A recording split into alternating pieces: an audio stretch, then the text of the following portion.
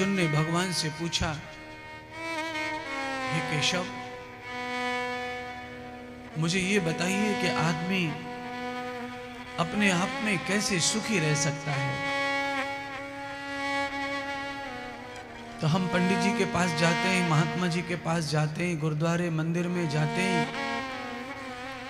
हमारी अंदर की भावना, हम जानते हैं कि हम सुख पाने जाते हैं, सुख लेने जाते हैं, दुख छोड़ने जाते हैं, दुख दूर हो जाए, सुख आ जाए। अर्जुन ने कहा, यही मांगा कि कैसे सुख मिलेगा। तो भगवान ने अर्जुन को 3 विचार दिए। भगवान ने कहा कि धन दौलत में, पैसे रुपए में, मान सम्मान में सुख जो है वो क्षणिक होता है। इसलिए हे अर्जुन, बिना धन दौलत के, बिना धन धान्य के, बिना किसी कीर्ति सम्मान के जो सुख प्राप्त होता है, वही सुख जीवन भर चलता है। धन धान्य का सुख तभी सुख बनता है जब वो धन भोगने में आए। आपको 1000 बीमारियों ने घेर रखा है, अरबपति होके फायदा क्या? कोई सुख तो नहीं आएगा। संसाधनों का सुख भी आदमी जब स्वस्थ होता है तब लेता है अर्जुन। इसीलिए अर्जुन 3 बातों का ख्याल रखना, हमेशा सुखी रहोगे। कौन सी 3 बात? पहली बात यह है कि कभी भी यह मत देखो कि कौन क्या कर रहा है।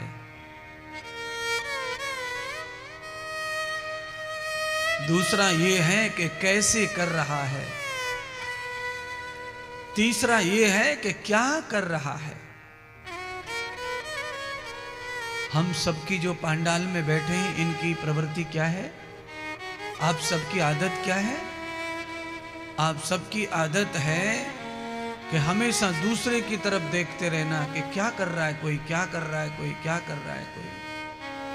और ये बना रहा है घर, तो कैसे बना रहा है, कैसे बना रहा है, क्यों बना रहा है, क्यों बना रहा है, कहां से लाया, कहां से गया।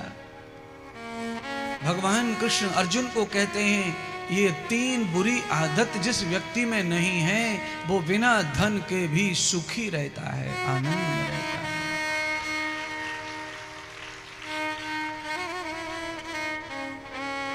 कोई क्या कर रहा है ये देखो मत, कैसे कर रहा है ये देखो मत, क्यों कर रहा है ये देखो मत। हमेशा सुखी रहने का सूत्र भगवान ने अर्जुन को दिया, और यही अर्जुन का उपदेश, कृष्ण जी का संदेश मैं आपको दे रहा हूं।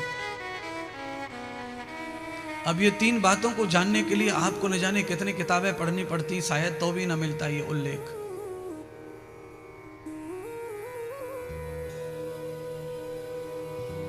पर व्यास गद्दी पर आकर के आप लोग जब बैठते हैं कथा सुनने, तो ज्ञान सहज हो जाता है जिंदगी का।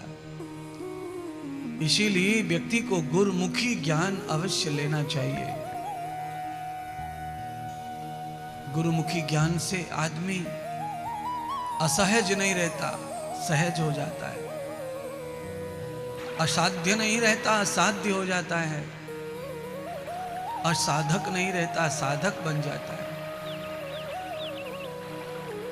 इसलिए प्यारे बंधुओं बहनों, हमेशा याद रखो कि हमें किसी के भी काम को यूं नहीं देखना है कि ये क्यों कर रहा है, कैसे कर रहा है। अगर हम ताली नहीं बजा सकते उसकी खुशी में, तो क्यों काय का टोक मत लगाओ, उसके काम को नजर मत लगाओ कि कोई कैसे सुखी है, क्यों सुखी है, यह विचार मत में मत लाओ। कोई कैसे सुखी है, भगवान का कोटि धन्यवाद करो, चाहे पड़ोसी सुखी हो गया हो। आप धन्यवाद ईश्वर का करो, परमात्मा आज आपने पड़ोसी का भला कर दिया। अब ऐसा लगता है कि हमारे मोहल्ले का नंबर आ गया, आज इसका भला हुआ है, कल हमारा जरूर होगा। अगर ये मान लिया तो भला हो जाएगा।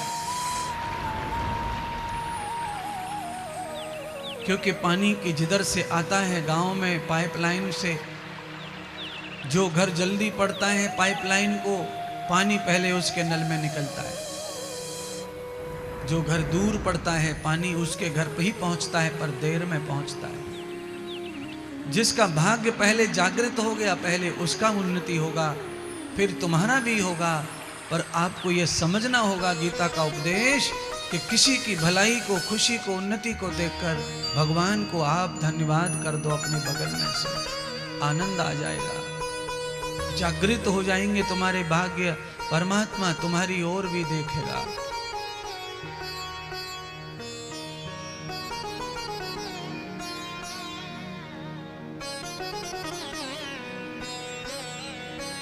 क्यों? कवियों ने बड़ी बड़ी कविता लिखी है महाराज।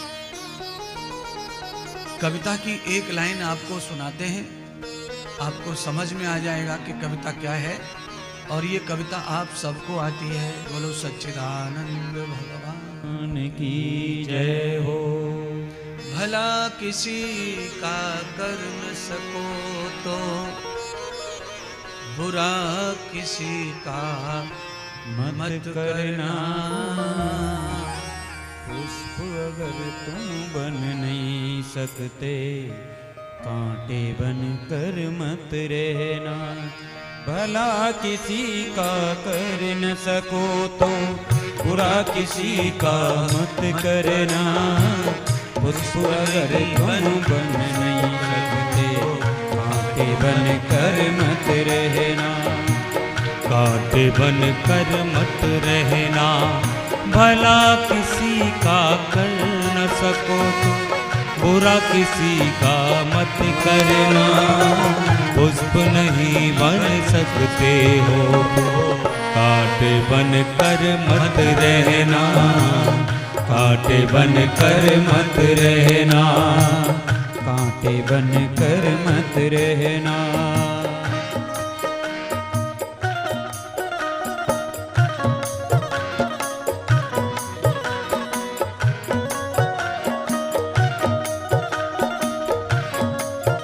बोलिए शंकर भगवान की जय हो।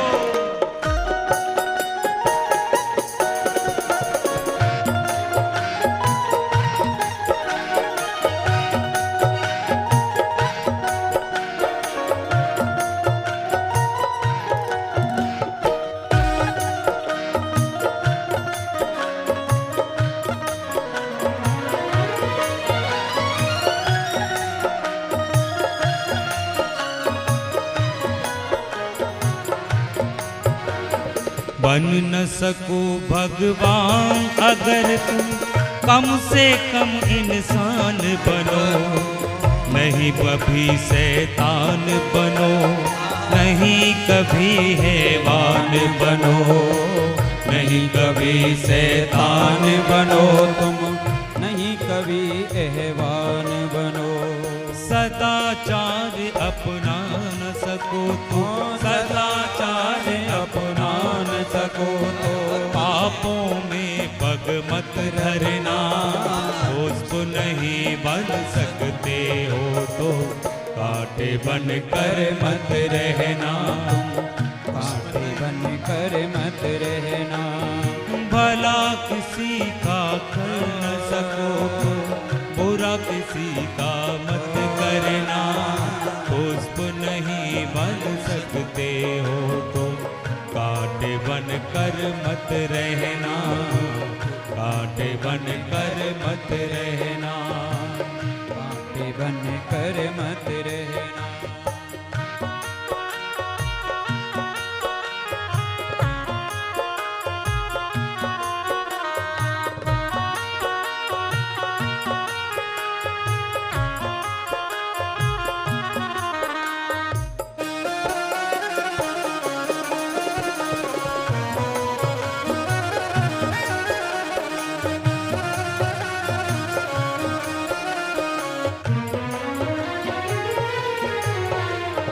सत्य वचन ना बोल सको तो झूठ कभी भी मत बोलो। सत्य वचन ना बोल सको तो झूठ कभी भी मत मत बोलो। मौन रहो तो ही अच्छा, कम से कम बिसना तुम बोलो। मौन रहो तो ही अच्छा, कम से कम बिसना मत बोलो। बोलो यद पहले तुम तोलो, बोलो यद पहले तुम तोलो। फिर मुंह को खोला करना, पुष्प नहीं बन सकते हो तो कांटे बन कर मत रहना, कांटे बन कर मत रहना। भला किसी का कर न सको तो, भला किसी का कर न सको तो, बुरा किसी का मत करना। पुष्प नहीं बन सकते हो तो कांटे बन कर मत रहना, कांटे बन कर मत रहना, कांटे बन कर मत रहना। सच्चे दरबार की जय हो। श्री नमः पार्वती पतये हर हर महादेव।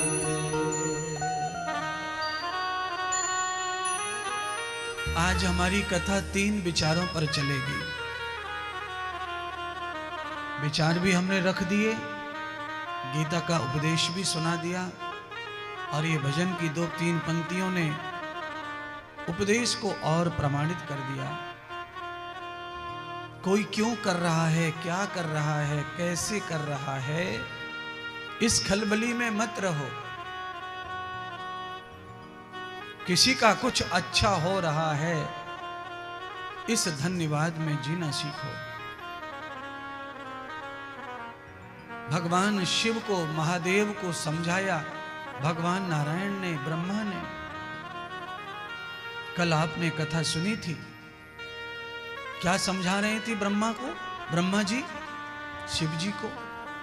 नारायण क्या समझा रहे थे, हे नारायण, हे ब्रह्म, मैं क्या करूं, मेरी तो पत्नी ने अग्नि में शरीर जला दिया, अब मैं किसी को खुशी कैसे रहने दूं जब मेरा सुख चला गया। तो कभी कभी भगवान भी स्वार्थ बस यह लीला कर देते हैं। महादेव ने यह लीला कर दी, सारी दुनिया को जलाने के लिए निकल पड़े, पत्नी चली गई तो इसके लिए महादेव को समझाने ब्रह्मा विष्णु महेश आए, समझाया, शिव समझ गए। भगवान शिव जी ने समझकर ये संदेश दुनिया को दिया कि इंद्रदेव, अब तुम जाओ बिहार में, उनको समझाओ कि तुम्हारा कुछ बिगड़ गया है, इसलिए दूसरे का बिगाड़ने निकल पड़ो, ये अच्छी बात नहीं है।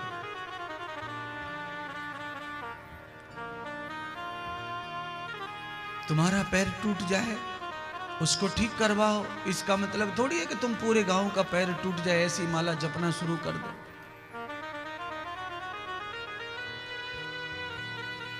बहुत लोग ऐसे ही होते हैं महाराज,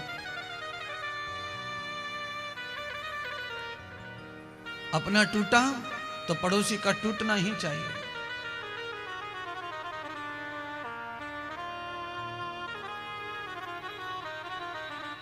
पर परमात्मा बड़ा न्यायकारी होता है। आज ब्रह्मा और नारायण के समझाने से शिव समझ गए, शांत हो गए। नारायण ने समझाया शिव को कि पार्वती के रूप में सती का जन्म हो गया है और थोड़े समय के बाद वो तुम्हें पुनः पत्नी के रूप में प्राप्त हो जाएंगी। शंकर को सांत्वना आई, शांति मिली।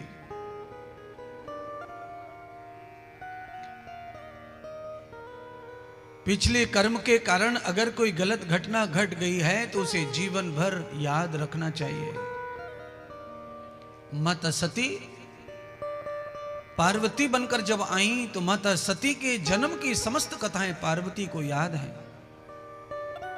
और पार्वती के रूप में माता सती फूक फूक के पैर रख रही हैं। पहले जन्म में जो गलती हो गई वो गलती पुनः न हो जाए। बंधुओं बहनों, ये कथा इसलिए सुना रहा हूं क्योंकि गलती तो आप भी 1000 कर बैठे हैं और करते रहोगे, पर मेरी इच्छा है, ये कथा कह रही है कि गलती जो है हो जाए तो उसका सुधार करना ही गलती का प्रायश्चित करना है, और व्यक्ति स्वयं ही गलत हो जाए तो उसका प्रायश्चित कभी नहीं होता है। व्यक्ति से कोई गलती हो जाए उसका सुधार होता है, प्रायश्चित होता है, पूजा होता है, पाठ होता है, हवन होता है, तिलांजलि होता है, सब हो सकता है। आपने कोई गलती कर दी उसका सब कुछ निवारण हो सकता है, पर आप स्वयं गलत हो गए उसका कोई निवारण नहीं है। फिर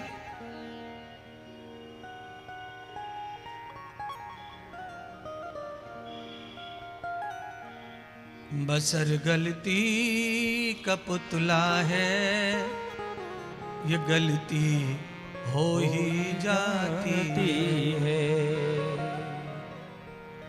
बसर गलती का पुतला है, ये गलती हो ही जाती है। जो गलती करके पछताए उसे इंसान कहते हैं, उसे इंसान कहते हैं, उसे इंसान कहते हैं। गलत व्यक्ति हो गया तो प्रायश्चित नहीं है, व्यक्ति से गलती हो गई तो प्रायश्चित है। इसलिए हे बंधुओं, शुभ कथा की महिमा यही है कि अगर हम गलती कर रहे हैं तो कथा सुने और गलती छोड़ें। कपड़े में मैल लग गया है तो पानी से मैल धुल जाएगा, पर कपड़ा ही मैला है तो कैसे धुलेगा? अच्छा बोलिए, काले कलर का कपड़ा पानी में डुबो डुबो के आप थक जाओ, पर वो फिर वाइट होने वाला नहीं है। आपके कपड़े में काला कुछ लग गया है वो छूट सकता है, पर कपड़ा ही काला है तो कैसे साफ होगा? आपके जीवन से कुछ गलती अपराध हो गया है, वो कम हो सकता है पूजा पाठ से, पर आप खुद ही अपराधी बन बैठे हो तो पूजा पाठ भी फिर लगने वाला नहीं है।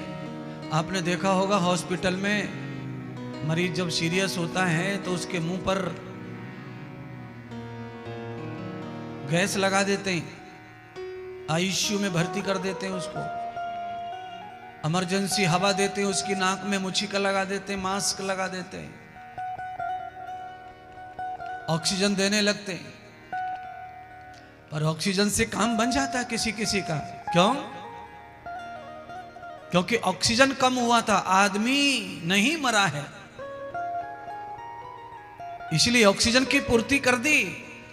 आदमी को जरूरत थी, आदमी खड़ा हो गया, पर आदमी अगर मर जाए तो भारत में जितने भी सिलेंडर ऑक्सीजन के रखे हैं ना, सब रख दो उसकी छाती पे तो भी जिंदा होने वाला नहीं। इसीलिए ऑक्सीजन की कमी पूरी कर देगा ऑक्सीजन, पर प्राणों की पूर्ति कोई नहीं करता। ऐसे ही बुराई को खत्म करने के लिए सत्संग भागवत कथा सब है, पर बुरे आदमी के लिए कुछ नहीं है संसार में, कोई फार्मूला नहीं है, कोई यज्ञ, कोई तप, कोई जप नहीं है। इसलिए इस भजन को मैंने गाना सही समझा, समय के हिसाब से, और समय के हिसाब से कोई चीज याद आ जाए तो वो भाग्य समझो कथा वक्ता का। भला किसी का कर न सको तो बुरा किसी का मत करना, पुष्प नहीं बन सकते हो तो कांटे बन कर मत रहना। बुराइयों का खात्मा हो सकता है अच्छाइयों से। बृहंग रजनी त्वया भूत देवम चाहे कितना भी अंधेरा हो, चाहे कितना भी अंधेरा हो, कितना भी अंधेरा हो, कार्तिक रात अमावस्या क्यों ना हो, 12 महीने की सबसे काली रात्रि क्यों ना हो, पर एक छोटा सा दिया जो होता है वो अंधेरे को समाप्त कर देता है। इसीलिए बंधुओं, बुराई चाहे कितनी भी बड़ी हो, पर एक अच्छाई बुराई को ठीक कर सकती है। एक सद्गुण आपकी बड़ी से बड़ी बुराई को मिटा सकता है, पर बुराई को मिटा सकता है, बुरे आदमी को नहीं मार सकता। इसलिए मेरी करवर्द प्रार्थना आप सबसे है कि आपके अंदर जितनी बुराइयां हैं उन्हें तो भगवान के हवाले छोड़ दो और स्वयं अच्छे रहो। अगर आप अच्छे हैं तो आपकी बुराइयां भी आपसे दूर चली जाएंगी, वो आपके पास नहीं रहेंगी। कैसे? आदमी दारू पीना छोड़ देता है, गुटखा खाना छोड़ देता है, तम्बाकू खाना छोड़ देगा। अच्छा, तम्बाकू खाना छोड़ देगा तो चूने की डिब्बी काय को जेब में घर के घूमेगा? फिर वो तो तम्बाकू खाता है इसलिए पुड़िया रख के घूमता है। अरे जब छोड़ देगा बुराई को, तम्बाकू खाने को, तो पुड़िया भी नहीं रखेगा और उसकी याद भी नहीं रखेगा। ये बुराई छूट गई तो बुराई पास नहीं रहती। फिर आदत बदल लो, बुराई छोड़ दो, फिर बुराई अपने पास नहीं रहेंगी महाराज।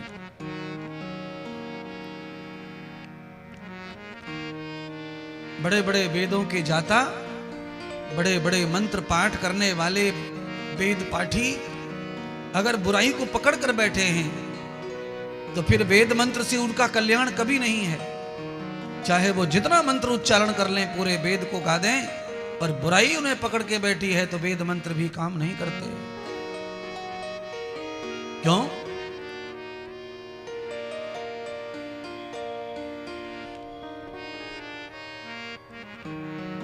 पुनीतहीनो न बुनन्तु वेदः। जिस आदमी की पवित्रता मर गई है उसको वेद भी पवित्र नहीं कर सकते।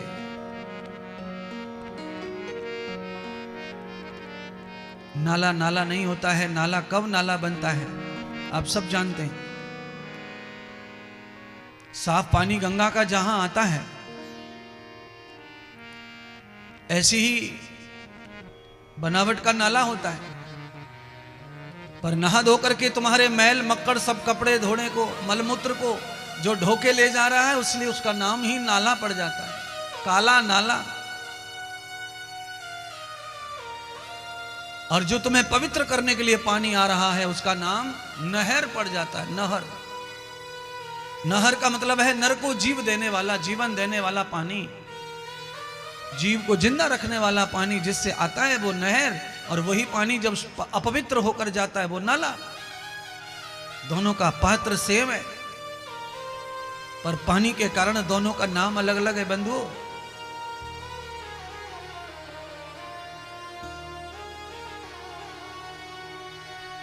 पुनीत विहीन पवित्र न वेदो। वेद भी पवित्र उसे कर देगा, यज्ञ भी उसे पवित्र कर देगा जो व्यक्ति अंदर से पवित्र है। कपड़े से उसी शीशे की धूल मिट्टी हटती है जो शीशा ऊपर से गंदा हो गया है, पर जो शीशा अंदर से धुंधला हो गया है उसको कितना भी पोंछ लो पर वो धुंधला ही धुंधला रहेगा। इसलिए बाहर से आई हुई बुराइयों को पूजा से, पाठ से, कथा से, यज्ञ से सब आप हटा सकते हो, हट जाएंगे। उसके लिए महात्मा आया हुआ है कथा में करने के लिए आपके समस्त अपवित्र चीजों को आपसे दूर। पर अंदर अंदर का शीशा मैला हो गया है तो उसे कैसे साफ करेंगे आप सत्संग से? कठिन है। कभी कभी पानी चला जाता है शीशे में और पानी से शीशा खराब हो जाता है, फिर कपड़े से शीशा नहीं अच्छा होता। बुराई आपकी बुद्धि तक है तो सही हो जाएगी, और वही बुराई जब आपके हृदय में उतर जाती है तो फिर कोई काम नहीं आएगा आपका सत्संग, ज्ञान, भजन, ध्यान।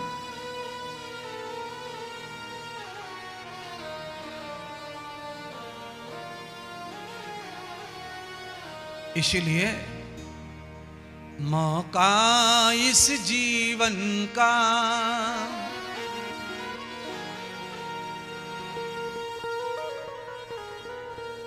मौका इस जीवन का उजला तन मन कर ले,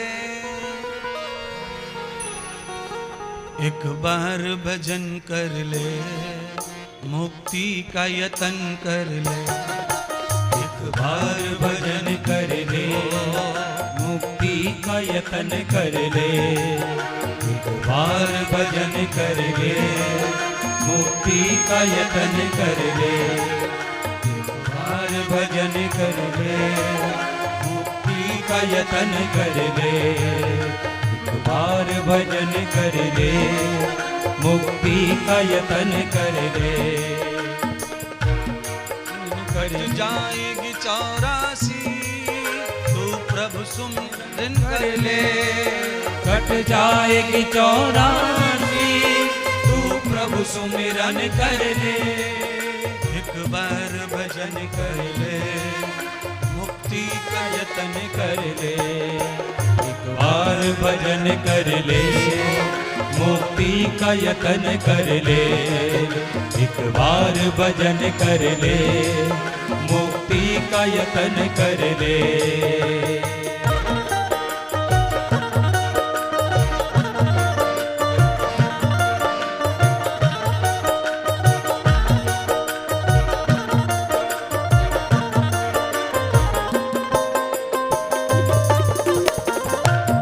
बोलिए सतगुरुदेव भगवान की जय हो।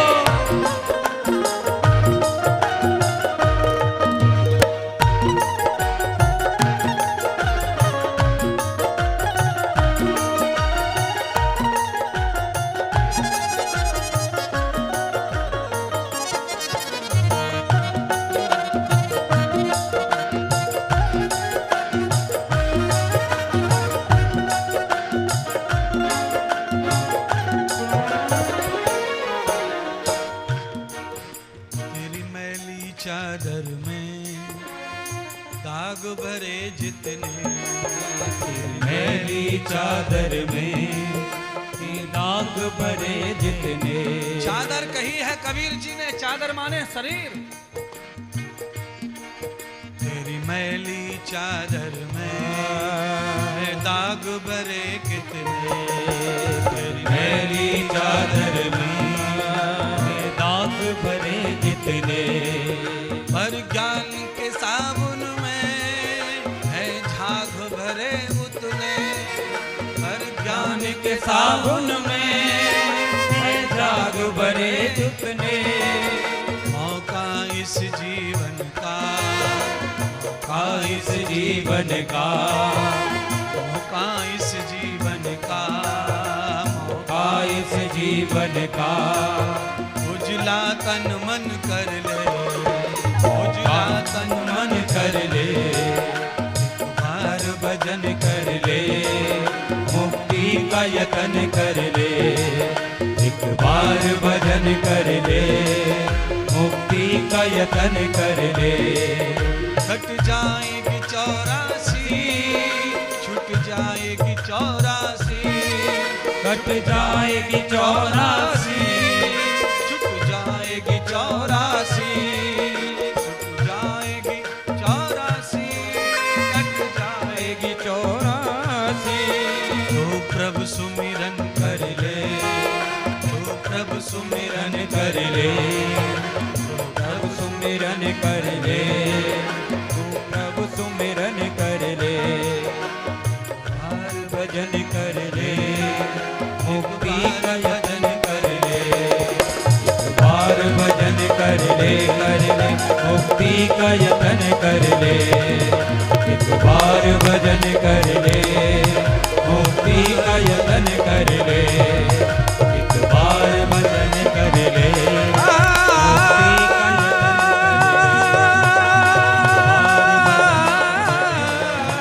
मुक्ति का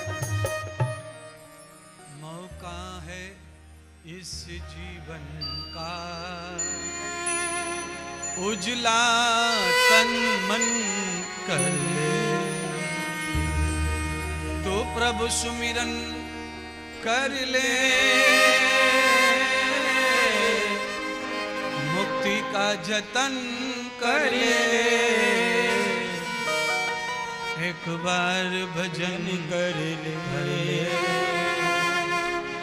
तो प्रभु सुमिरन कर ले।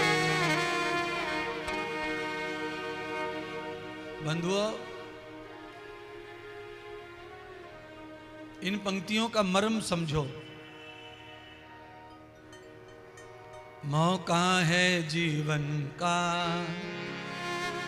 उजला तन मन कर ले। कभी कभी क्या होता है, ऊपर से पैंट पे साबुन लगाते हैं, कपड़ा धोते हैं,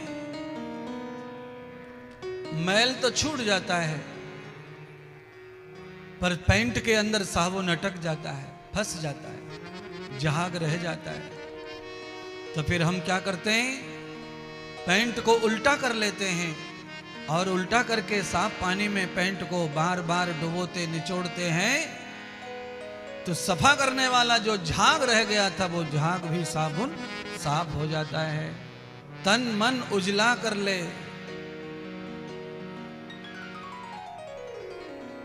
अंदर और बाहर